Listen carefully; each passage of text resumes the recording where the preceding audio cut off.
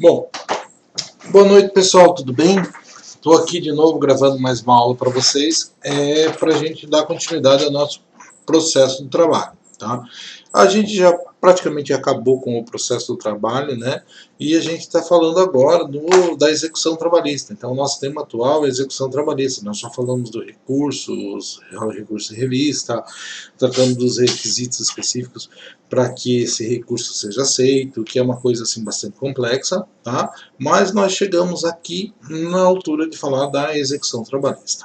Bom, pessoal, uma observação tem que ser feita. Por mais que a gente fale de processo do trabalho, o processo do trabalho ele é assim uma especificação do processo civil. Então a regra geral dele está dentro do processo civil. Ao falar de execução trabalhista, pessoal, eu poderia falar tudo novamente aquilo que vocês vão ver lá em processo civil. Então é complicado puxar um assunto novo, sendo que vocês ainda não trataram da regra geral e mencionando especificamente o problema de que não tem muita peculiaridade, não é muito diferente uma coisa contra a outra. Tá? Então, nós vamos tratar o que? Nosso processo do trabalhista, a gente trata do processo de conhecimento, quais são os recursos cabíveis, o que funciona. Então, vamos cuidar do que realmente é próprio do processo do trabalho. Temos que fazer uma observação com relação à execução trabalhista, no entanto, pessoal, nós vamos nos ater à questão principiológica e regras gerais do processo de execução, porque se eu for tratar pormenores, eu gasto um ano inteiro falando disso e vocês vão ter exatamente o mesmo conteúdo dentro do processo civil. Ok? Então, não é este o objetivo não é ser redundante, é ser claro e preciso naquilo que a gente precisa tratar. Então, a execução trabalhista, pessoal, nós vamos tratar hoje princípios, legitimidade para essa execução, vamos tratar dos títulos executivos, né, e dos recursos que se aplicam nela. Não vou entrar no mérito de toda aquela fase expropriatória que tem, que é exatamente o conteúdo do que vocês ficam o quarto ano inteiro estudando lá em processo civil. Se tudo der certo, vocês vão ter essa disciplina comigo lá no quarto ano, e daí eu fico tranquilo que lá a gente aborda a matéria com bastante propriedade. Tá? Então, simplesmente para não estudar duas vezes a mesma coisa, nós vamos ver como que funciona as linhas gerais, os princípios, a legitimidade, quais são os títulos possíveis e quais são os recursos cabíveis, tá? Que é o que tem um pouquinho de variação com relação à regra geral, mas não é nada de tão complexo, nada de tão diferente, ok? Então, a primeira coisa que a gente fala, pessoal, é que é a questão da ideia da autonomia. Tá? Então, quando nós falamos da autonomia, na execução trabalhista, ela tem uma visão um pouquinho diferente, no sentido de que se discute se efetivamente ela é autônoma ou não, se ela é uma fase do processo do trabalho ou se ela é absolutamente autônoma. Temos que convir, né, que este tipo de argumentação, por mais que ele seja comum no processo, tá, ele não é uma coisa assim tão primordial para o trabalhador, para o detentor do direito. Tá? Isso aqui é uma discussão acadêmica, é uma discussão que está querendo chegar a um denominador comum de uma coisa que não é tão nova assim, tão diferente assim. Ok? Então, existem, quem entenda, que é uma simples fase do processo. No entanto, o entendimento majoritário é aquele de que o processo de execução trabalhista é autônomo, né? E que ele está dentro do mesmo processo por uma questão de facilitação, por uma questão de a sentença a ser executada já está ali, mas que ele tem vida própria, ele é autônomo. Né?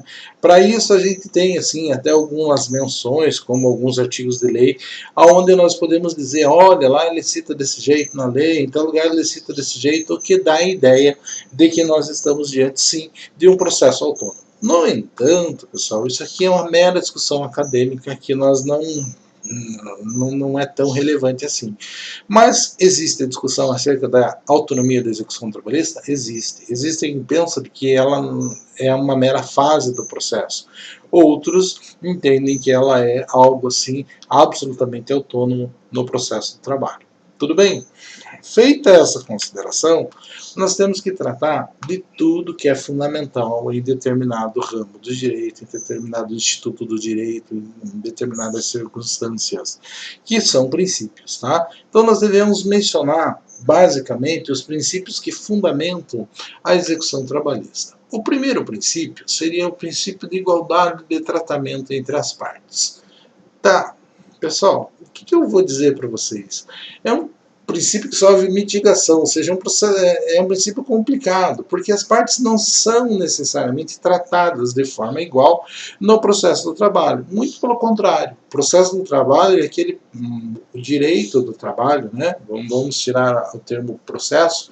O direito do trabalho, ele parte da ideia de que as partes estão em situação de desigualdade, que o empregador tem uma superioridade sobre o empregado, porque é ele que determina e é ele que paga, e o empregado precisa estar numa relação de dependência para com o empregador. Logo, né, obviamente que nós estamos diante de uma situação onde as partes não estão em pé de igualdade. Quando a gente vem para dentro do processo, a gente tenta fazer com que a coisa seja um pouco mais igual, tenha igualdade de tratamento. No entanto, isso se limita à letra da lei, pessoal. Logicamente que é um pouquinho diferente, existe o princípio da igualdade de tratamento, ambos são garantidos aquilo que está escrito na lei, ok? Então a igualdade de tratamento quer dizer observância por ambas as partes daquelas garantias legais que a lei prevê. Princípio da natureza real na execução trabalhista. Tá? Um nome bem diferente para dizer assim, que a execução trabalhista vai recair sobre o patrimônio do devedor.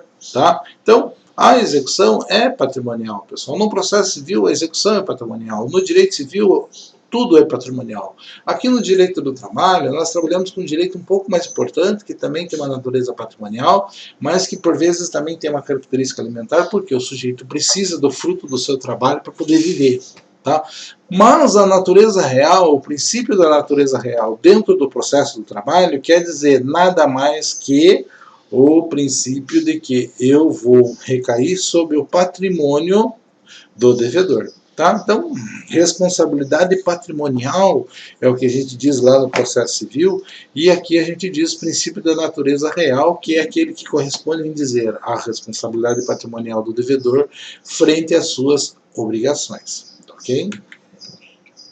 Limitação da expropriação, pessoal. Este princípio nos diz que eu devo evitar alienar o que não for necessário. Eu devo evitar ir além dos limites do título.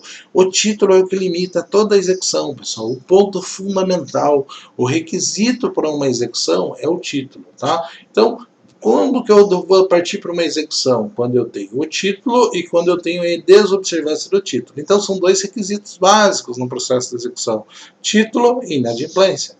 Tá? Juntei essas duas coisas, eu posso entrar com uma medida judicial para forçar o sujeito a fazer aquilo que ele deveria fazer. Quando eu entro na seara da alienação, a invadir o patrimônio do devedor necessariamente, eu tenho que limitar apenas aquilo que for necessário. Tá? A limitação da expropriação, aquilo que está constando do título.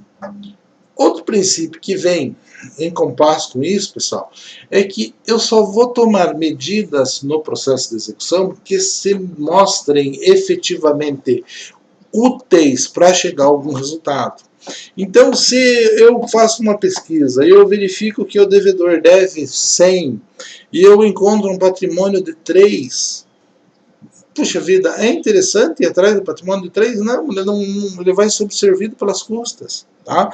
Ele não vai ser útil. Né? Então eu não vou tomar medida executiva, não vou praticar ato executivo que não seja produtivo, que não seja frutífero. Né? Então aquilo que não é suficiente, vamos tomar por base, para pagar as despesas do processo, os custos do processo, é absolutamente inútil praticar esse ato. Então esse ato não deve ser praticado com base no princípio da utilidade do credor.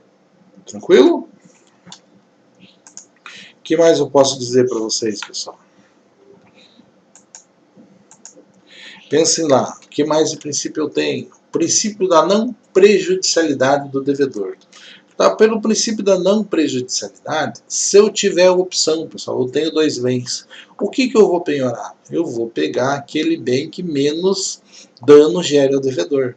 Então, a execução não é meio de tortura, pessoal. Tá? A execução é um meio de chegar a um direito que está resguardado em um documento que é o título executivo.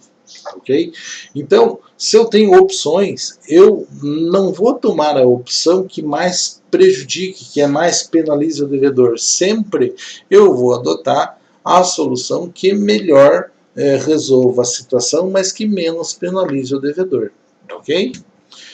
É lógico, né? Não tem como uma execução não penalizar o devedor. A execução obrigatoriamente vai entrar no patrimônio do devedor, vai se apropriar de alguma coisa e esta alguma coisa vai prejudicar alguma coisa, vai ser alguma coisa. A ideia é que isso seja útil para dentro do processo. Se eu tiver a opção, eu vou adotar a opção que menos cause prejuízo, que menos cause dano ao devedor. No entanto, sempre vai existir alguma coisa, sempre vai existir uma insatisfação. Ninguém está feliz quando sofre uma execução. Princípio da especificidade.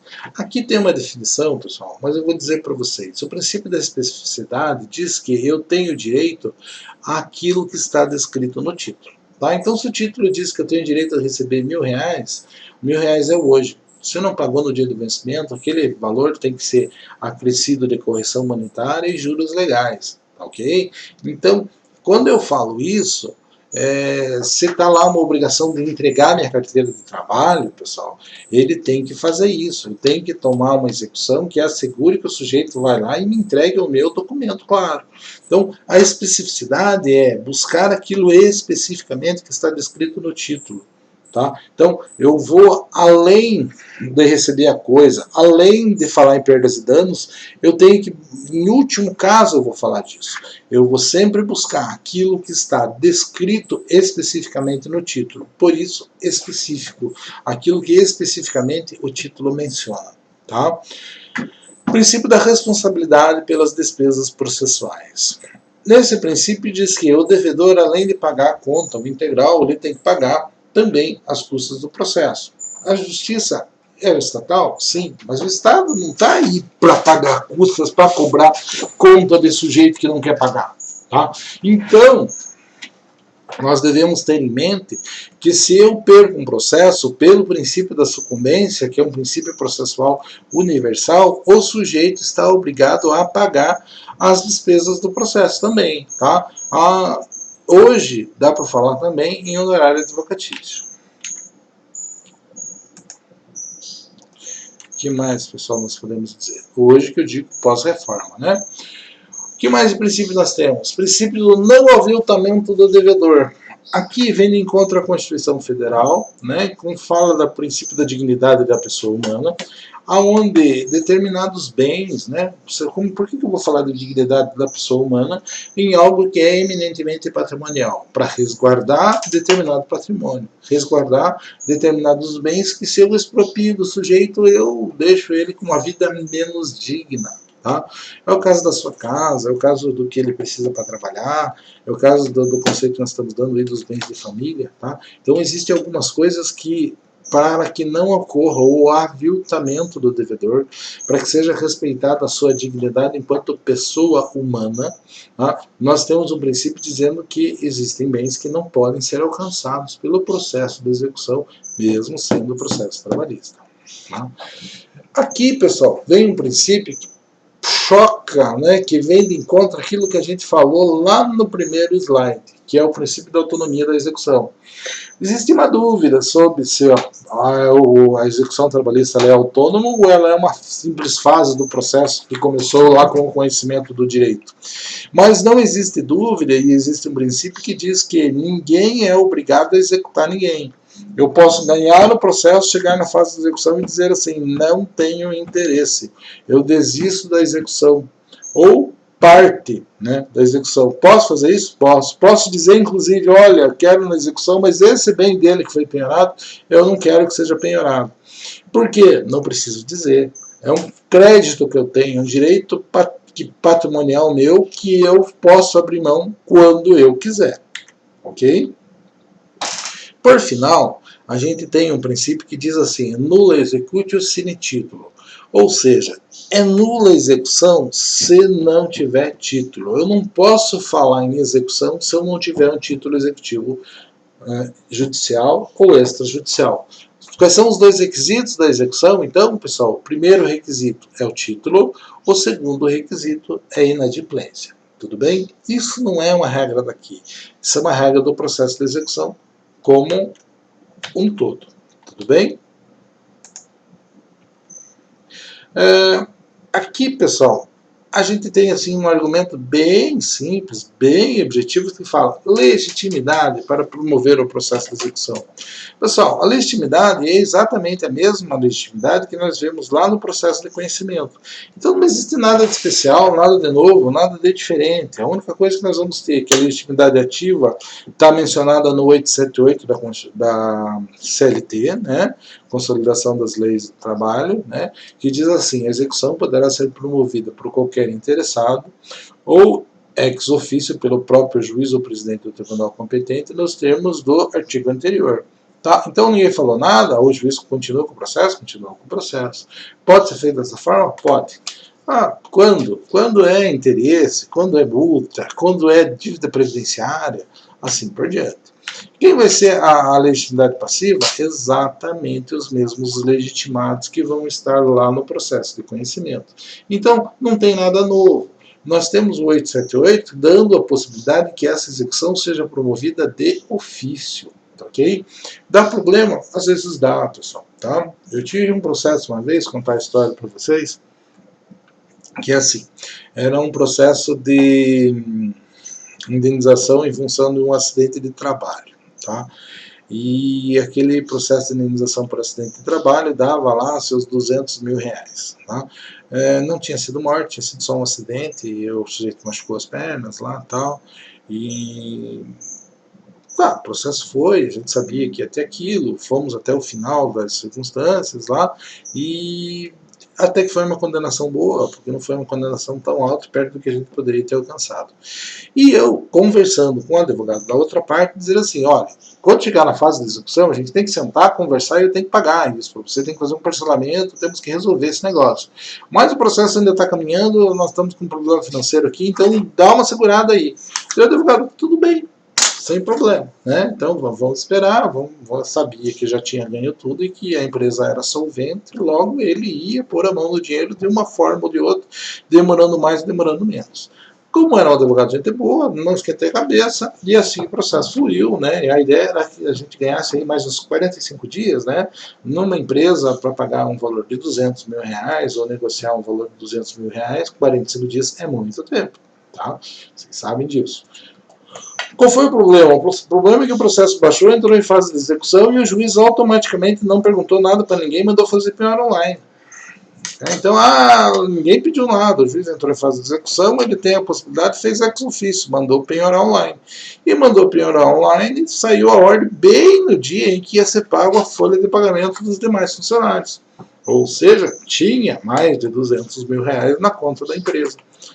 Putz, deu um transtorno, porque daí o juiz não quer saber, não, vamos pagar a execução que você está devendo, se vire com o resto. Então daí eu tive que ir atrás do advogado, fazer um acordo, mas daí ele, não tenho culpa, aconteceu isso, e daí a gente teve que concordar de pagar o valor, a única coisa que ele liberou aquele valor e a gente conseguiu pagar em algumas outras vezes. Mas existe a possibilidade sim que o juiz promova isso ex officio, isso é uma coisa diferente do processo civil e bem contundente. Tudo bem?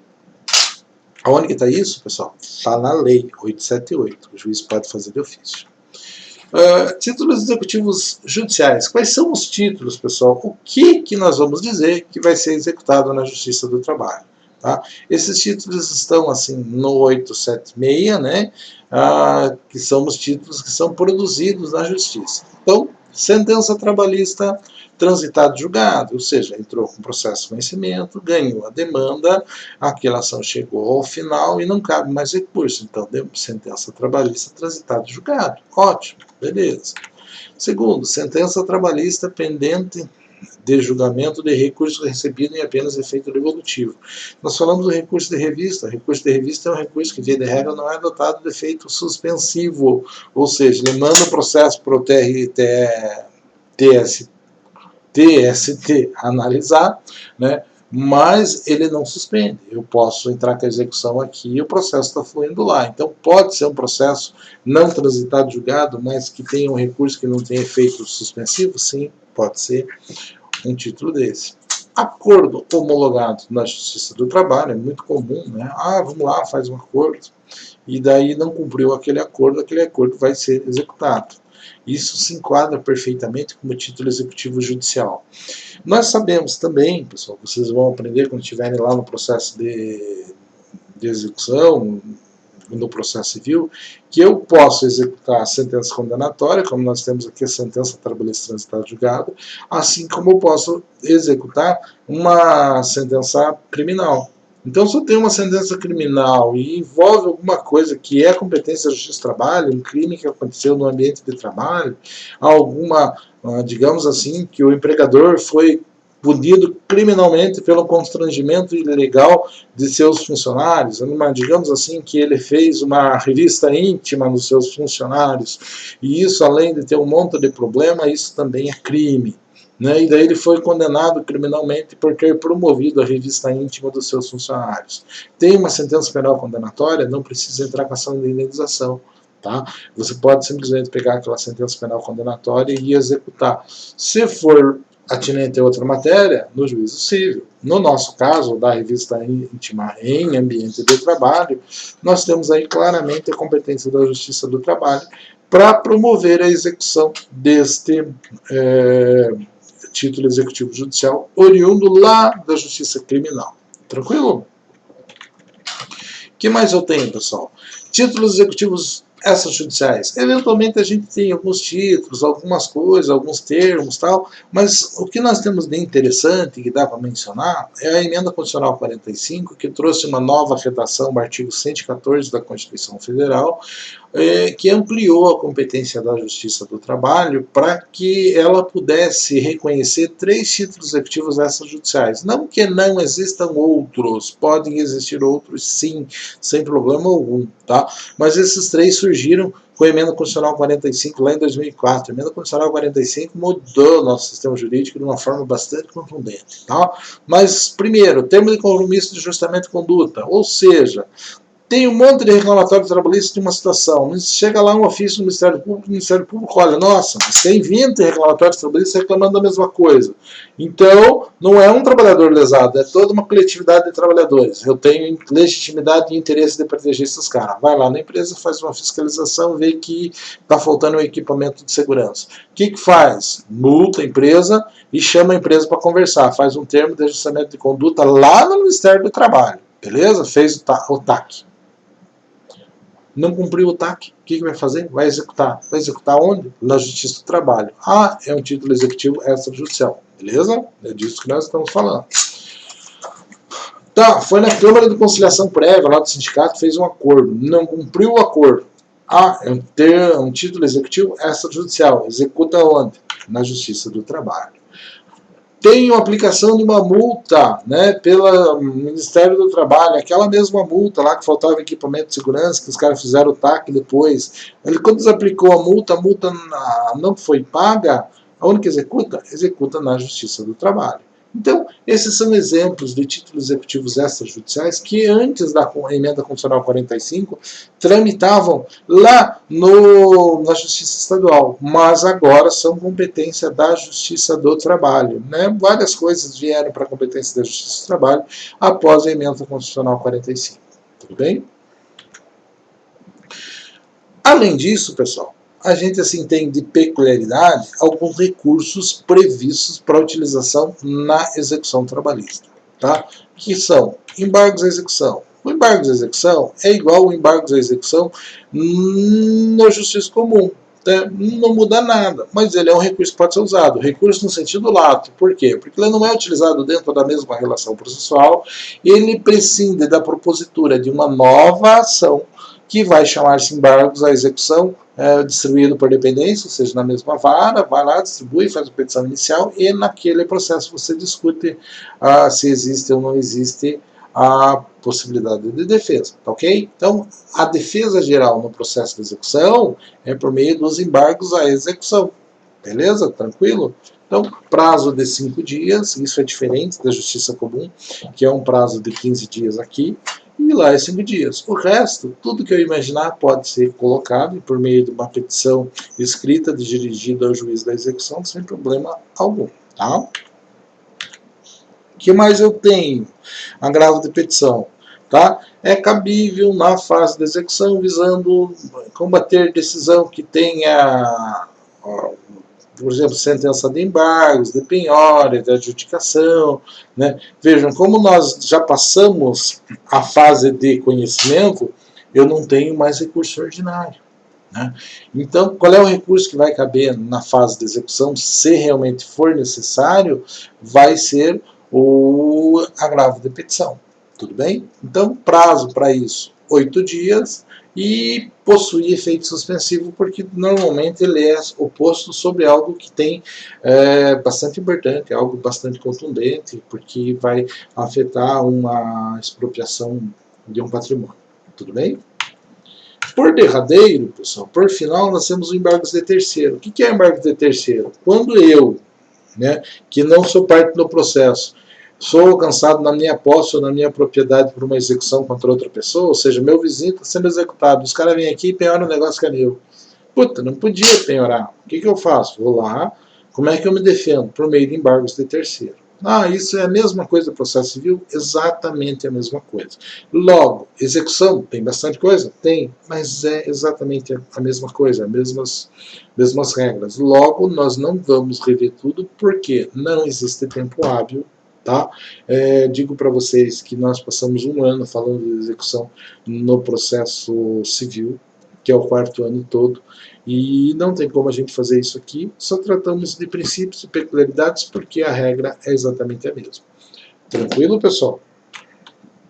Aqui eu deixo o meu contato para vocês, apesar que vocês já conhecem, e me coloco plenamente à disposição para tirar qualquer dúvida que vocês tenham. No horário da aula eu vou estar lá para a gente conversar como de costume. Um grande abraço, até a próxima.